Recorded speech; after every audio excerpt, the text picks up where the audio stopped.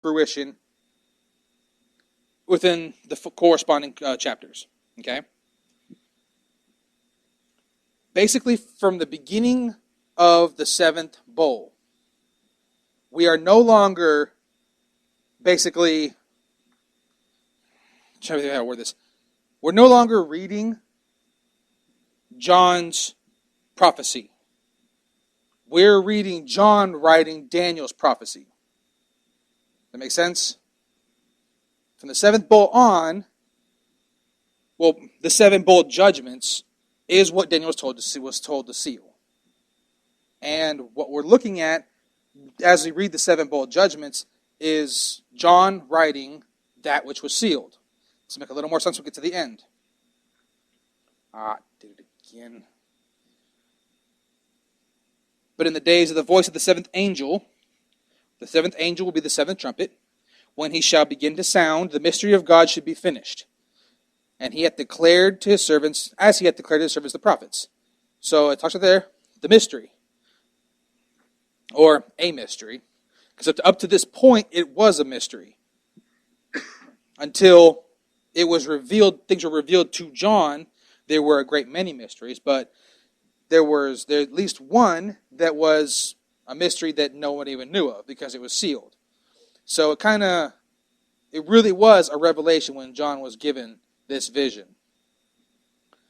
And the voice which I heard from heaven spake unto me again and said, Go and take the little book which is open in the hand of the angel which standeth upon the sea and upon the earth. What do you suppose that little book is? It's Daniel's sealed book. This angel is holding it, and the voice which is in heaven told him to go. Take it from the angel. And I went to the angel and said unto him, Give me the book. And he said unto me, Take it and eat it up. And it shall make thy belly bitter, and shall in thy mouth be sweet as honey. Why in the world would he, eat a scroll? The angel told him to eat the scroll. It tastes good, but pass bad. Can you guys think of any scenario where that might actually come into play? What actually is a prophet? If you think about it.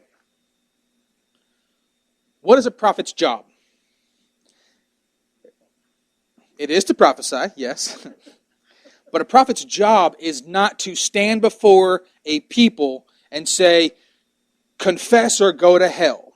That's not really what it is. Their job is to say what God told them to say. The prophecy, well, let's just go ahead and call it the little book that he ate, is a prophecy. It's Daniel's prophecy. Why did God have prophets to begin with? To get his people to repent. Okay? How does a prophet do that? By speaking. Taste, all speaking, all mouth related. The prophecy in his mouth is sweet as honey. This is how you stop. This is how you fix it. Uses his words, and he speaks life to the children of Israel. And he speaks life to everybody, basically. And he's like, the prophecy itself is, you need to repent and turn to God. You need to gain salvation. If you don't, this will happen. It's a warning. That's how prophecies are. So he speaks life and a consequence. And as it comes out, it's sweet. For those that repent, it's what greater feeling could you have than to bring someone to God? So yes, if his words, as God through him, it comes out precious, every word. But those that fail, they receive condemnation. If anybody in here has ever been around a dead body, had to defend themselves with a weapon and shot somebody, gone to war, seen what happens with death, destruction, and mayhem, your stomach gets this knot. It feels like your whole abdominal region is just flexed as tight as it can. And your stomach has been simultaneously flipped upside down. At least the first time you see it. And that's just my description of it. I was psychologically prepared when I went into it, but it's definitely not something you can wholly prepare for your first time you encounter a dead or burning body, which is a smell that you don't ever want to smell anyway. But it can be rough. It really can. Your stomach just turns into knots, especially if they've been there for any length of time. A decaying corpse is not pleasant. So the prophecy, as John the Revelator speaks it, is sweet, and as it passes, and people do not repent, it becomes bitter. And that's the symbology there of what actually he's saying.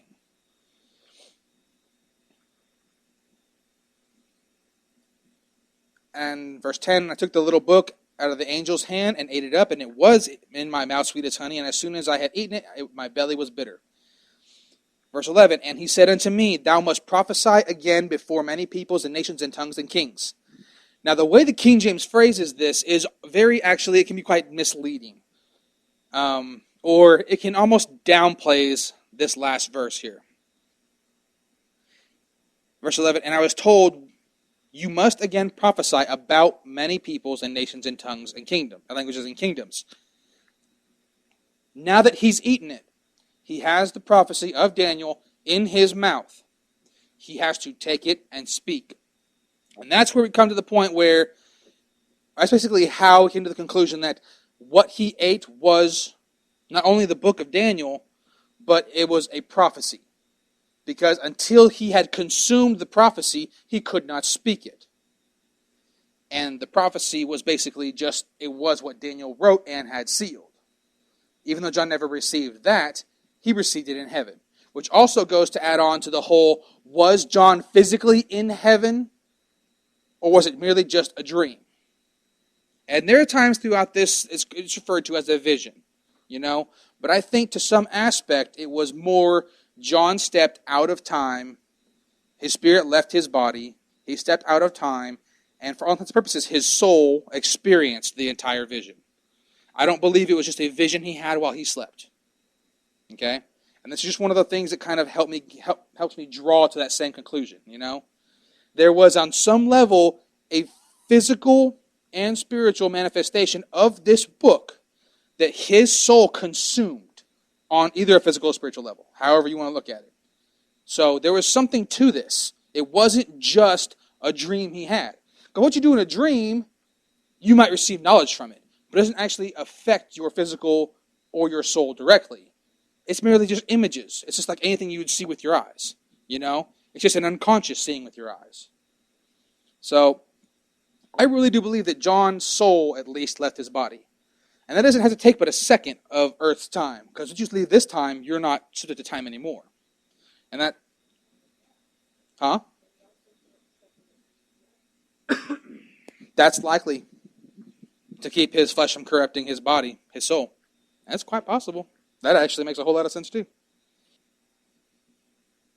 Before I jump over to chapter 11...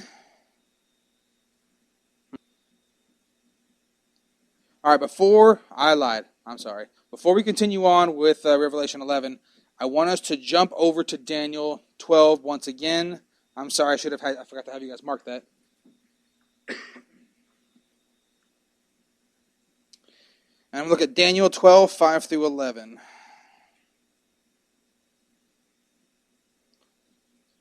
Starting at 5, and then I, Daniel, looked, and behold, two others stood, one on the banks of the stream, and one on the bank of the stream. Am I reading that right? Hang on, I'll go back to King James, sorry. Then I, Daniel, looked, and behold, there stood other two, the one on this side of the bank of the river, and the other on that side of the bank of the river. And one said to the man clothed in linen, which was upon the waters of the river, how long shall it be to the end of these wonders? So you have, and then read this, look again. And behold, there stood two more. One on this side, one on that side of the bank. The embankment, is not water. It is land. It's at water's edge. And one said to the man clothed in linen, which was upon the waters of the river.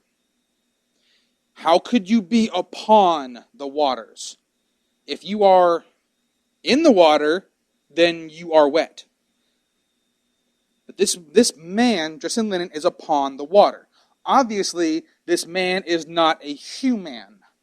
He is man by appearance, which stands to reason this is an angel. So technically we have a total of 3 here. One on this bank, one on that bank, and one upon the waters. And one of the men on the bank said to the man in the middle, man on the water, how long until the end of these wonders? The key here to the question is, he did not ask when it starts. He asks, when does it end? It's kind of a curious way to ask a question if you're asking the duration of things. So I keep going. And I heard the man clothed in linen, which is the one upon the water, which was upon the waters for the river, that when he held up his right hand and his left hand unto heaven, and swear by him that liveth forever, that it shall be for a time, times and a half. Now, does that angel sound familiar to you? Once again, you have lifts his left hand, then his right hand, then his left hand, and swear to him that liveth forever and ever. It seems like this angel, we keep hearing about an angel who lifts his hands and swears by him that liveth forever. So once again, it almost stands to reason that once again you're dealing with Michael. Can this be proven beyond shadow of doubt? No. But God does not deal in coincidences. And when you have one angel doing the same thing throughout the Bible, or you keep coming across references of an angel doing the same thing, it almost stands to reason that unless otherwise specified, it's likely to be the same angel. But you got to put some thought into, or actually, if you've never read the entire Bible, then you will never get those references. You have to read through it over and over and over again until you start seeing those similarities here, there, and yonder. And I swear by him that liveth forever, that it shall be for a time, times, and a time and a half. So look at this algebraically. You have a time. A time is going to be x, your measure. A times, well, that's basically time plural. So you could refer to that as x2, or x squared. And a half. So you have x plus x squared plus half an x, or 1/2 x. Now, without knowing x, you cannot get a true grasp of what that is. X is an unknown factor at this point. Let's keep going. And when he shall have accomplished to scatter the power of the holy people, and all things shall be finished. So that's just saying that's the length of time. It'll be a time, times, and a time, times, times, and a half, until all things are finished. And I heard, but I understood not. And then said I, O my Lord, what shall be the end of these things? And he said, Go thy way, Daniel, for the words are closed up and sealed till the time of the end. Which, once again, this is sealed until the end. When do we learn about the end? Well, so Revelations 4 tells us our end. And that's also when these things are revealed. It wasn't until they were revealed to John, or basically re-revealed to John, that time frame. Because when Christ died and he ascended back into heaven, he said, I will come soon. Now again, everyone says, and it drives me crazy when they say, well, to God 1,000 years is a day. No. 1,000 years is like a day. That word like is dropped all too many times. People get stuck on that. It's a day is 1,000 and 1,000 is a day. It's like, no, it's not. It's like. It's as unto. It's similar. It's representative of. God has no economy of time, which is all that means. So his soon, it's been only 2 seconds. 2,000 years to us, 2 seconds to him. To him, that's pretty stinking soon. Okay? But it's like. They're not the same thing. Many shall be purified and made white and tried, but the wicked shall do wickedly, and none of the wicked shall understand, but the wise shall understand. And we already read that said in those days, knowledge will be increased.